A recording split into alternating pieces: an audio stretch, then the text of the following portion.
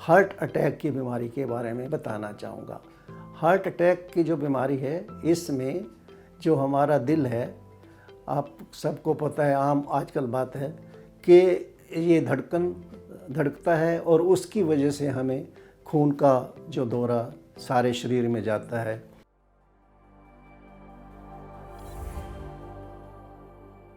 मैं doctor K L. Kathoria MBBS MD internal medicine consultant physician के पद पर SCI हॉस्पिटल में कार्य कर रहा हूँ। तो जब खून जो है कॉरोनरी आर्टरी से दिल को सप्लाई करता है, जब कॉरोनरी आर्टरी के अंदर कोई रुकावट आ जाती है, मीन्स उसका कोई खून का थक्का जम जाता है या एथीरोमा बन जाता है या किसी कारण से उसके अंदर ब्लॉकेज हो जाता है, तब वो हार्ट अटैक हो सकता है मरीज को। कई बार क्या होता है कि पूरी ब्लॉक आर्टरी ना होके थोड़ा सा उसमें 50% ब्लॉकेज है या 70% ब्लॉकेज है, तब ऐसे मरीज को छाती में दर्द होता है। जब वो काम करता है, जब एक्सर्शन करता है, जब चलता है, तो ऐसी तकलीफ़ को हम एंजाइना कहते हैं। एंजाइना जो है ट्रांजिएंट, जैसे आप मान लो एक प्लास्टिक की ट्यूब है, उससे पानी सप्लाई हो रहा है, आगे जा रहा है। अगर किसी का पैर थोड़ी देर आ गया उसके ऊपर तो आगे सप्लाई बंद हो जाती है, लेकिन जैसे आपका पैर उठा तो सप्लाई ठीक हो जाएगी। तो इसलिए जब हमारे डिमांड ऑक्सीजन की या ब्लड की ज़्यादा होती है, तब मरीज को छाती में दर्द, घबराहट, पसीना आ सकता है, लेकिन आम फिर नहीं होता। जब ऐसी तकलीफ़ है तो उस टाइम अगर डॉक्टर को सलाह ली जाए, उस बीमारी का इलाज कराया जाए, तो अच्छा ही इसका प्रोग्नोसिस होता है और मरीज़ ठीक होना जाता है, कंट्रोल हो सकता है। लेकिन जब ये अटैक वाली स्टेज होती है, तब मरीज़ को जो है उसमें खतरा ज़्यादा बना रहता है।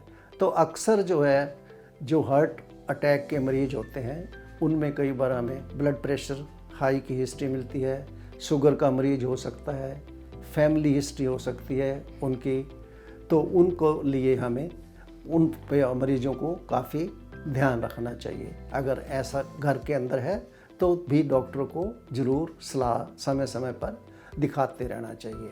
हाँ, अगर मान लो किसी को हाइपरटेंशन नहीं भी है, शुगर नहीं भी है, ये जो रिस्क फैक्टर कहते हैं, और तब भी अगर ऐसे बगैर जिनको ये होते हैं, उनको भी ये बीमारी हो सकती है। इसमें क्या होता है, अक्सर मरीज को छाती में दर्द होता है, घबराहट होता है, पसीना आ जाता है और बहुत ज़्यादा दर्द होता है। तो अगर किसी को ऐसे सिम्टम मिलते हैं तो उस मरीज को इमीडिएटली डॉक्टर के पास जाना चाहिए, ताकि तुरंत उसका इलाज हो सके और उसका ठीक ढंग से आगे भी मैनेजमेंट हो जाए। अगर ये मरीज अटैक का है तो within 1 hour, within maximum 6 hour अगर अस्पताल में पहुंच जाता है तो उसका निदान जो है हो सकता है और कंट्रोल हो सकता है, बीमारी का कंट्रोल किया जा सकता है। ऐसा मरीज अपनी सही ज़िंदगी गुजार सकता है। लेकिन अगर टाइमली ट्रीटमेंट डॉक्टर के पास नहीं पहुंचते तो तब थोड़ी मुश्किल हो सकती। कई बार प्रेगनेंसी में भी ब्लड प्रेशर हो जाता है, एक्लेम्पसिया जिसको हम बोलते हैं। तो ऐसे मरीजों को बहुत ध्यान रखना चाहिए। और अगर हार्ट की प्रॉब्लम किसी को है, तुरंत उसका इलाज कराइए। उसको दवाइयों से इलाज हो सकता है, उसका जो थक्का है उसको डिज़ोल्व करने वाली दवाइयाँ होती हैं उससे हो सकता है, या फिर उसकी एंजियोप्लास्टी हो सकती है, या उससे आगे भी अगर ज़्यादा बीमारी हो जाए कई बार उसमें बाईपास सर्जरी हो जाती है। तो ऐसे मरीज को जो है कभी घबराना नहीं चाहिए, टाइम पे हॉस्पिटल पहुँचे, टाइम से डॉक्टर को सलाह करें और सब चीज़ सुनिश्चित करें, तो उसमें बीमार जो है बिल्कुल ठीक तरीके से इलाज हो सकता है। तो ऐसे में आपको इन 2 बीमारियों का जो है ब्लड प्रेशर है, ख़ास करके हार्ट अटैक, तो उसमें आपको इमीडिएटली मरीज को अस्पताल में ले जाना चाहिए ताकि उसका समय पर इलाज हो सके। जो भी है उसका दवाइयों से इलाज हो सकता है, या एंजियोप्लास्टी की ज़रूरत है या बाईपास की ज़रूरत है तो टाइम पे होगा। और उसके बाद लाइफस्टाइल मॉडिफिकेशन भी बहुत ज़रूरी होती है। आपको अपना अगर शुगर की बीमारी है तो शुगर कंट्रोल होना चाहिए, अगर आपका ब्लड प्रेशर है तो ब्लड प्रेशर की कंट्रोल होना चाहिए, और अगर आप मोटापा है तो उसके लिए आपको अपना वज़न कंट्रोल करना चाहिए।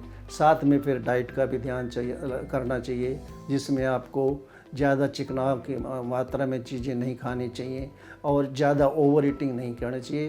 वज़न आपको कंट्रोल के अंदर जाना चाहिए। एक्सरसाइज भी बहुत ज़रूरी है आगे ब्लड प्रेशर के लिए, हार्ट के पेशेंट के लिए। तो एक्सरसाइज, डेली वॉक करना बहुत ज़रूरी है। प्राणायाम, ऐसे साल्ट रिस्ट्रिक्शन या लो साल्ट डाइट, ये सब ब्लड प्रेशर को कंट्रोल भी करते हैं। दवाइयों के साथ साथ में इनका भी बहुत आवश्यक है।